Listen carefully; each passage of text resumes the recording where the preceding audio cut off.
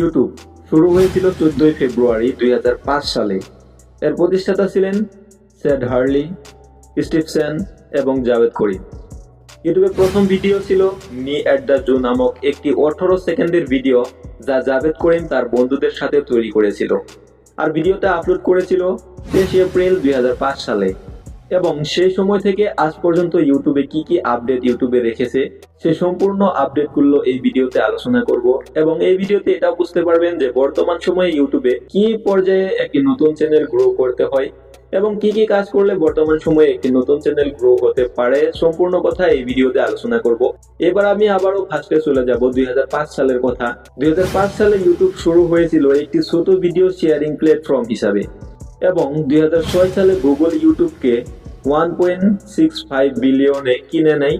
2007 সালে ইউটিউবে এইচডি ভিডিওর সমর্থন করে। তার মানে ইউটিউবে এইচডি কোয়ালিটির ভিডিও 2007 সাল থেকে শুরু হয়েছে।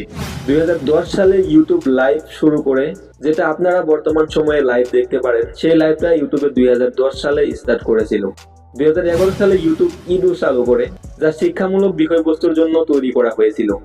2012 সালে ইউটিউব ওয়ান চ্যানেল শুরু করে, যা ক্রিয়েটরদের তাদের চ্যানেলগুলোকে কাস্টমাইজ করার অনুমতি দেয়।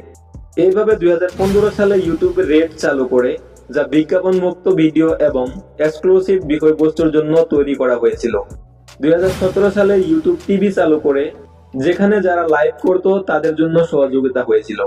2019 সালে ইউটিউবে প্রিমিয়াম চালু করে, যা বিজ্ঞাপন মুক্ত ভিডিও, এক্সক্লুসিভ বিষয়বস্তু এবং অফলাইন প্লেব্যাকের জন্য তৈরি করা হয়েছিল। 2020 সালে ইউটিউব স্টুডিও চালু করে, যা একটি ভিডিও এডিটিং প্ল্যাটফর্ম, যা ব্যবহারকারীদের তাদের ভিডিওগুলো সম্পাদনা করতে দেয়।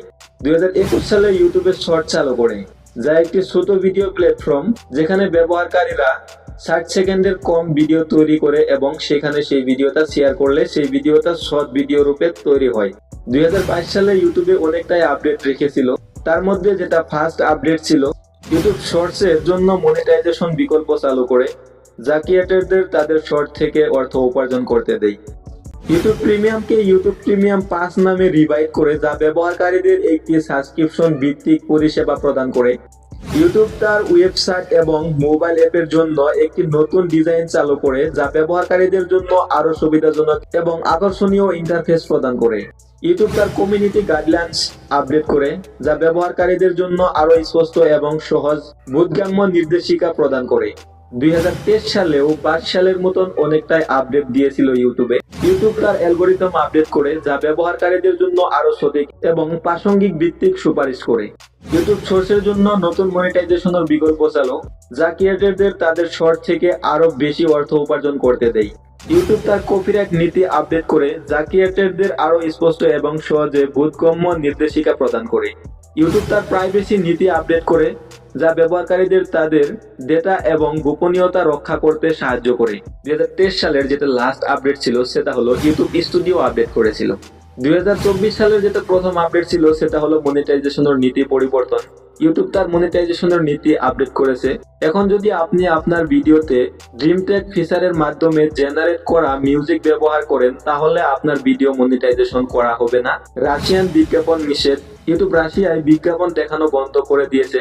এর মানে হলো রাশিয়ায় বসবাসকারী ক্রিয়েটর আর ইউটিউব বিজ্ঞাপন থেকে উপার্জন করতে পারবে না। 2024 সালের লাস্টের আপডেট যেটা ছিল, সেটা হলো আপনার ভিডিওর মধ্যে যে কোনো কোম্পানির প্রোডাক্ট আপনি সেল করতে পারবেন, সেটা আপনার ব্যক্তিগত ইনকাম হবে। বর্তমান সময়ে ইউটিউবে ভিডিও ভাইরাল করার জন্য গুরুত্বপূর্ণ 3টি টিপস আমার এই ভিডিওর লাস্টে আমি দিয়েছি। এর মধ্যে 1 নাম্বার, সেটা হলো ভিডিও কোয়ালিটি। বন্ধুরা দেখেন, আপনি কোন কন্টেন্টে ভিডিও আপলোড করেন সেটা আপনার ব্যক্তিগত কথা, কিন্তু বর্তমান সময়ে যদি আপনি ভিডিও ভাইরাল করতে চান, তাহলে কিন্তু আপনাকে বেলেগ ধরনের কন্টেন্ট তৈরি করতে হবে। আপনি যে কন্টেন্টে কাজ করতে আসেন, সেই কন্টেন্টের ভিডিও যদি ইউটিউবে আগের থেকে আসে এবং সেই কন্টেন্টে যদি আগের থেকেই বড় ইউজার আছে, তাহলে কিন্তু আপনি সেই কন্টেন্টে সাকসেস পেতে অনেক সময়ের দরকার।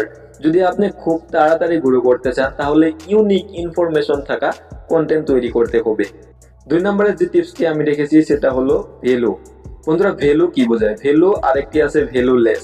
যদি আপনার ভিডিওর মধ্যে ভ্যালু থাকে তাহলে আপনার ভিডিওটা দর্শকে দেখবে, আর যদি আপনার ভিডিওটা ভ্যালুলেস থাকে তার মানে আপনার ভিডিওটা দেখে যদি দর্শকদের কোনো প্রকারের লাভ হয় না তাহলে কিন্তু আপনার ভিডিওটা দেখবে না। তাই আমি আপনাকে রিকোয়েস্ট করব, আপনি যে কন্টেন্টে আছেন সেই কন্টেন্টের ভিডিওর মধ্যে আপনি ভ্যালু অ্যাড করবেন। ভ্যালু মানে এরকম বস্তু অ্যাড করবেন যেটা দর্শকে দেখার পরে দর্শকদের কোনো প্রকারের লাভ হয়, সেরকম ভিডিও আপলোড করলে আপনার ভিডিও ভাইরাল হবে। বন্ধুরা, 3 নাম্বার হলো রেগুলার মেনটেন। আপনার ইউটিউব চ্যানেলে আপনি রেগুলার মেনটেন রাখবেন। তার মানে হতে পারে আপনি 3 দিন পর পর বা 7 দিন পর পর বা 1 দিন পর পর ইউটিউবে ভিডিও আপলোড করেন। সো আপনি একটি টাইম মেনটেন করে নেবেন, আপনি কোন তারিখে ভিডিও আপলোড করেছেন লাস্ট। আবার যদি আপনি 3 দিন পরে আপলোড করেন, 3 দিন পরে সেই সময় মতো আবারও ভিডিও আপলোড করে দিবেন। মানে ইউটিউবে রেগুলার মেনটেন করাটা অনেকটাই গুরুত্বপূর্ণ ম্যাটার। তার মানে ইউটিউবে যদি আপনি রেগুলার মেনটেন করেন তাহলে ইউটিউবের যেটা অ্যালগোরিদম আছে, অ্যালগোরিদমে এটা বুঝতে পারবে যে আপনি কি জানি কোনো ধরনের ইউটিউবের গুরুত্ব নাই, মানে আপনার কোনো ধরনের মেনটেন নাই চ্যানেলের মধ্যে।